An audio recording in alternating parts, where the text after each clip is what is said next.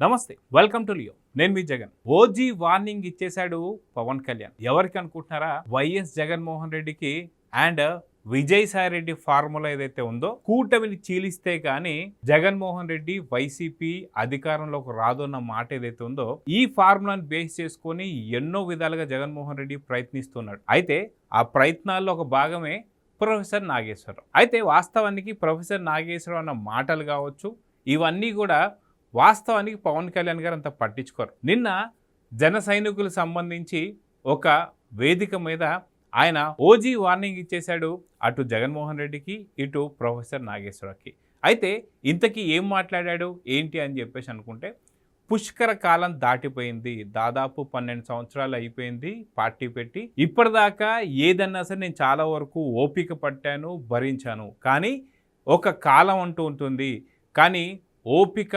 నశించిపోయింది. ఖచ్చితంగా ఇకపై మాట్లాడితే తిరిగి సమాధానం చెప్పేస్తామని చెప్పడం మనం చూస్తూ వస్తున్నాం.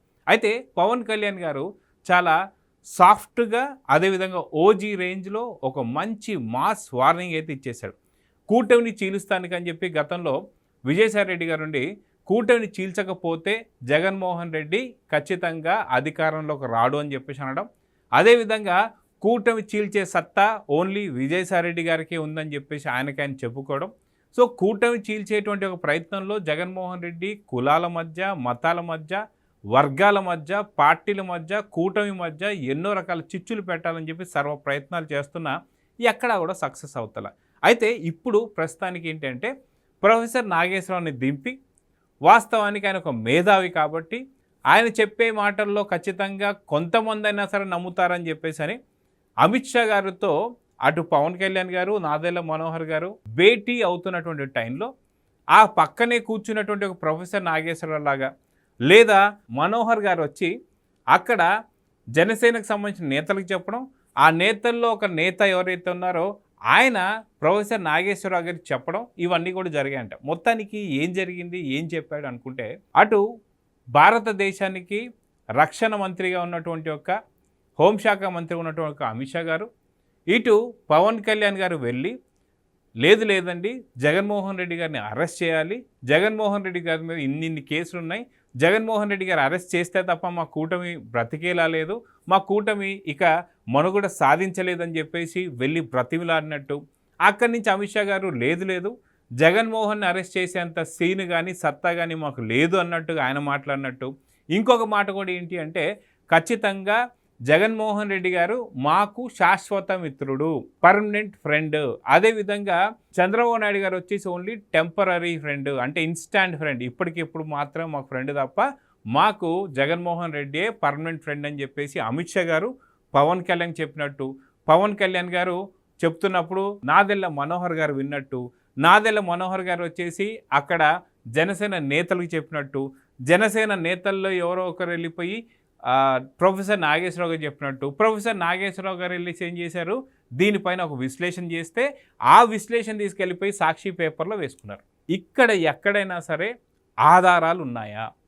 నిజంగా జగన్మోహన్ రెడ్డి గారికే పర్మనెంట్ ఫ్రెండ్ అయితే వాస్తవానికి జగన్మోహన్ రెడ్డి గారికి సపోర్ట్ ఏ రకంగా ఉండాలి? జగన్మోహన్ రెడ్డి ఖచ్చితంగా విరహ వేదనతోని బీజేపీతో ఎటువంటి పరిస్థితుల్లో కూడా తను ఒక రిలేషన్ మెయింటైన్ చేయాలని చెప్పి అక్కడ ఓం బిర్లాకు సంబంధించినటువంటి అవిశ్వాస తీర్మానంలో మద్దతు ఇచ్చింది ఎవరు? వైసీపీ వాళ్ళు ఎందుకు ఇచ్చారు? ఇవ్వకుండా ఉండాల్సింది కదా మరి. అదేవిధంగా చూసుకుంటే మొన్న జరిగినటువంటి డీలిమిటేషన్ బిల్లుకి సంబంధించి వైసీపీ వారు ఎవరికి మద్దతు ఇచ్చారు?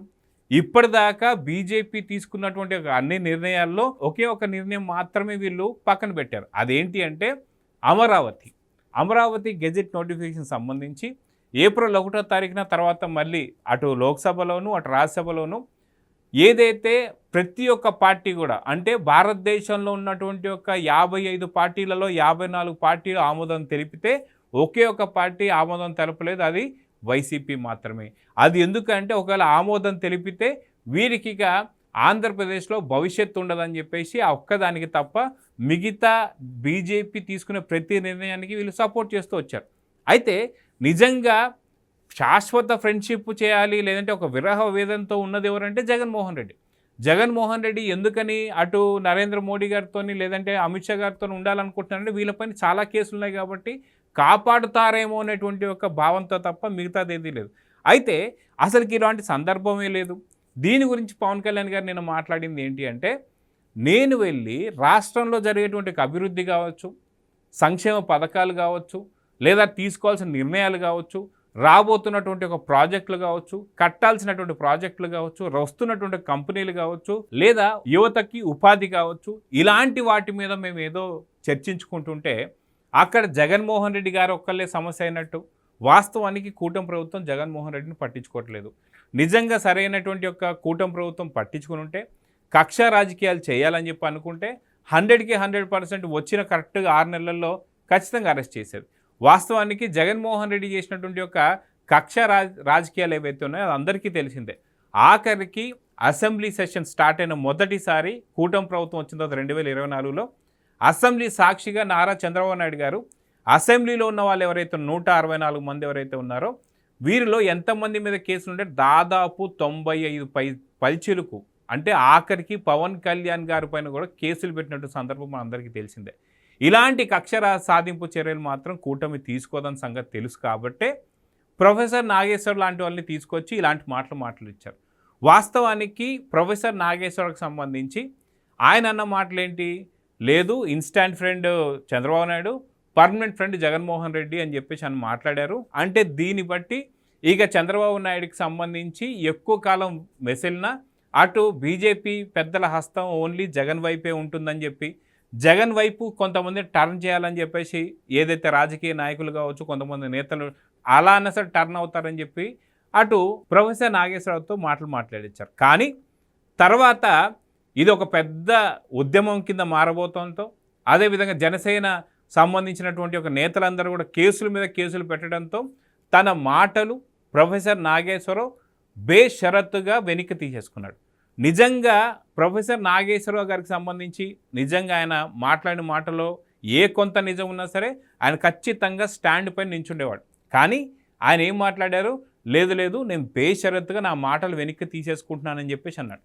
బేషరతుగా మాట వెనక్కి తీసుకున్న తర్వాత కూడా ఆయన కొన్ని కార్యక్రమాలు జరిగాయి. ఏంటి అంటే తెలంగాణ రాష్ట్ర సేన ఏదైతే ఉందో కల్వకుంట్ల కవిత గారు పెట్టినటువంటి పార్టీ, ఈ పార్టీకి సంబంధించి ఆవిడ కవిత గారు మాట్లాడుతూ మా తెలంగాణ మేధావైనటువంటి ఒక ప్రొఫెసర్ అయినటువంటి ఒక మాజీ ఎమ్మెల్సీ అయినటువంటి ఒక నాగేశ్వరరావు గారి పైన ఎలాంటి చర్యలు తీసుకున్నా సరే మేము దాన్ని ఖండిస్తామని చెప్పేసి మాట్లాడడం. వాస్తవానికి ప్రొఫెసర్ నాగేశ్వరరావు గారిని ఓన్లీ ఒక తెలంగాణ ప్రాంతానికి కట్టేయడం ఎంతవరకు కరెక్ట్? మరి దీని మీద ఎందుకని ప్రొఫెసర్ నాగేశ్వరరావు గారు దీని మీద ఎందుకని ఖండించలేదు? నేను ఓన్లీ తెలంగాణకు సంబంధించిన వాడిని కాదు, అందుకనే నేను ఆంధ్రాకు సంబంధించిన రాజకీయాలు మాట్లాడని చెప్పి ఎందుకు చెప్పడం లేదు? అంటే ఆయన ఒక రక్షణ కోరుకుంటున్నాడని చెప్పేసి అర్థమవుతుంది.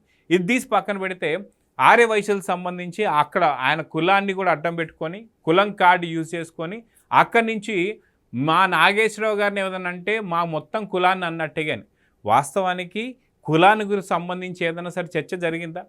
కేసు ఎక్కడైనా సరే కులం మీద పెట్టారా? సో ఎందుకని ఇవన్నీ కూడా మాట్లాడుతున్నారు? ఎందుకని ఇవన్నీ కూడా ప్రొఫెసర్ నాగేశ్వరరావు గారు ముందు పెట్టుకొని వస్తున్నారంటే ఇవన్నీ ప్లాన్స్ కూడా వైసీపీకి సంబంధించిన ప్లాన్సే. ఇప్పటిదాకా అరెస్ట్ అయినటువంటి ప్రతి ఒక్కరు కూడా కులం కార్డు కావచ్చు, మతం కార్డు కావచ్చు, లేదా ప్రాంతం కార్డు కావచ్చు, ఏదో ఒకటి పెట్టుకొని వాళ్ళు పబ్బం గడుపుతూ ఉంటారు. సో ప్రొఫెసర్ నాగేశ్వరరావు లాంటి ఒక మేధావులు కూడా ఆయన ఒక కులానికో ఒక మతానికో ఒక ప్రాంతానికో ఇలాగ ఆయన్ని ఓన్ చేసుకుంటున్నా సరే ఆయన ఖండించకుండా ఉండడం మరొక తప్పనైతే అర్థమవుతుంది. అయితే మొత్తానికి పవన్ కళ్యాణ్ గారు అయితే ఈ యొక్క సందర్భంలో వాస్తవానికి ఆయన ఇంకొక మాట కూడా అన్నారు. ఏంటి అంటే ఎవరో అనామకులు మాట్లాడితేనో లేదా ఎవరో చిల్లరగాళ్ళు మాట్లాడితేనో నేను పెద్ద పట్టించుకునేవాడిని కాదు, కానీ ఒక అనలిస్టు, జర్నలిస్టు, ఒక ప్రొఫెసరు, ఒక మేధావి ఇలాగ అన్ని మాటలు చెప్పుకుంటూ కొంత క్రెడిబిలిటీ ఉన్నటువంటి క్యాండిడేట్లు కూడా ఇలా అమ్ముడిపోయి మాట్లాడితే నేను ఇక ఊరుకోనని చెప్పేసి ఓజీ రేంజ్లో మాత్రం ఆయన ఇచ్చినటువంటి ఒక మాస్ వార్నింగ్ మామూలుగా లేదు. సో వాస్తవానికి ఇవన్నీ జరుగుతుంటే సాక్షిలో ఇంకో రకమైనటువంటి ఒక థంబ్నెయిల్స్తో కొన్ని వీడియోస్ వస్తున్నాయి. పవన్ కళ్యాణ్ నాగేశ్వరరావు గారికి భయపడ్డాడని. ఎవరికి భయపడ్డాడు? వాస్తవానికి తను అన్నటువంటి వ్యాఖ్యలు వెనక్కి తీసుకుంది ఎవరు? పవన్ కళ్యాణ్ గారా లేదా ప్రొఫెసర్ నాగేశ్వరరావా? సో కారుమూరు వెంకటరెడ్డి ఎందుకని ఈ మాటలు మాట్లాడుతున్నాడు అంటే రెచ్చగొట్టే ప్రయత్నం, దీనికి ఆద్యం పోయాలనేటువంటి ప్రయత్నం, వైసీపీ కుట్ర భగ్నమైందని చెప్పేసి దీన్ని కాపాడుకునేటువంటి ప్రయత్నం. సో ఇలాగా ఎన్నో రకాల వ్యాఖ్యలు చేస్తున్నా సరే ప్రొఫెసర్ నాగేశ్వరరావు పూర్తి క్రెడిబిలిటీ దెబ్బతిని కంప్లీట్గా జగన్మోహన్ రెడ్డి వల్ల మరొకరు బలైపోయారు అని చెప్పేసి అని చాలా స్పష్టంగా అర్థమైనటువంటి టైంలో ఇక్కడ జగన్మోహన్ రెడ్డి గారిని వెనకేసుకొని రావడానికి, ప్రొఫెసర్ నాగేశ్వరరావు గారిని వెనకేసుకొని రావడానికి ఇంకా చీప్ ట్రిక్స్ ప్లే చేస్తూ వైసీపీ ప్రొఫెసర్ నాగేశ్వరరావు గారిపై ఇంకా పెద్ద ఎత్తున మట్టి వేస్తూ వెళ్తున్నారు. సో ఇప్పటికైనా సరే ఆయన తేరుకొని బయటకు వచ్చి ఆయన ఏ కులానికి కానీ, ఏ మతానికి కానీ, ఏ ప్రాంతానికి కానీ, ఏ పార్టీకి కానీ సంబంధం లేదని చెప్పి ప్రొఫెసర్ నాగేశ్వరరావు గారు బేషరతుగా క్షమాపణ చెప్పి ఆయన మీడియా ముందుకు వస్తే మళ్ళీ కూటమికి సంబంధించినటువంటి టీడీపీ పార్టీ కావచ్చు, జనసేన పార్టీ కావచ్చు, బీజేపీ కావచ్చు, మళ్ళీ ఆయన పెద్దరికాన్ని ఆయనకి పూలలో పెట్టి ఇస్తానికి అంతా రెడీగా ఉన్నారు. పవన్ కళ్యాణ్ గారు ఇంత మాస్ వార్నింగ్ ఇవ్వడం మాత్రం ఈ మధ్యలో ఎప్పుడు కూడా మనం చూడలేదు. సో దీన్ని మాత్రం ఖచ్చితంగా దీన్ని ఓజీ వార్నింగ్ అనే అనుకోవాలి. సో చూద్దాం జరగబోతుందో. నమస్తే. Please subscribe to Leo news for more videos.